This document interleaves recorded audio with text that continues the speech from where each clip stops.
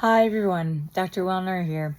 I'm going to talk about something that may seem a little bit off topic, but it really isn't. So the breast cancer journey is very interesting. It's obviously one of life and death. All patients are struggling to survive, and many succeed, most succeed. That being said, a lot of other things happen during that journey. A woman can lose her appearance or how she thinks of herself, how she knows herself, and that's both related to body and face.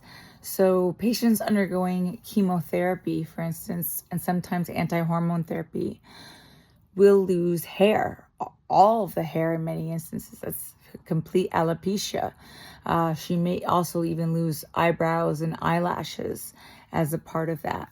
So I just wanted to share my own journey, not related to any medication, but I did experience about 2 years ago massive hair loss. Didn't know what was causing it. I went on, an investigation basically to try to figure out what was going on with my hair because I was very traumatized and self-conscious about having this very thin, layer of hair, and I felt unrecognizable. What ended up happening is that it was from the pipes in the old complex where I lived. I suspected something was wrong with the water because every time I showered, the floor would be carpeted with my hair. However, the investigations all turned out negative. I mean, nobody did a very deep dive into what was going on in the pipes, and maybe it was mold or something to that effect. I tried every filter you could imagine, and none worked. Eventually, I did move, and in the new place, same hard water problem in Los Angeles. I don't have a water softener. But my hair started growing in like gangbusters. I now have like sort of more hair than I know what to do with. It grew in a matter of months. I do take Nutraol and NeoCell. So Nutraol has some of the, I think, B vitamins that are necessary for strong hair and nails, as does collagen. That's what NeoCell is. So I did take those same supplements while I was having the hair loss, but they couldn't overcome whatever was causing my hair to fall out. So they didn't work at the time, but they're working now like crazy.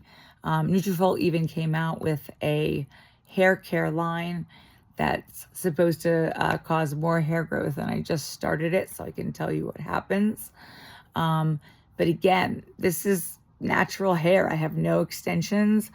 It keeps growing longer and longer, and I have more hair than I did as a teenager. So just a couple of tips in terms of those medications, or rather vitamins, Nutraol and NeoCell.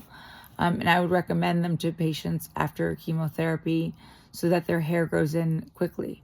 And just an odd fact is that most of the patients who lost their hair, if they had straight hair prior to chemotherapy, it often grew in curly. And the opposite was true. I'm not sure if we understand the mechanism of that. I have to turn over to my dermatology colleagues to see if they understand the mechanism of the change. I just put out that the disulfide bonds are what causes the hair to be either straight or curly, but a topic for another day. I just wanted to help you with this quick one. Okay, stay well.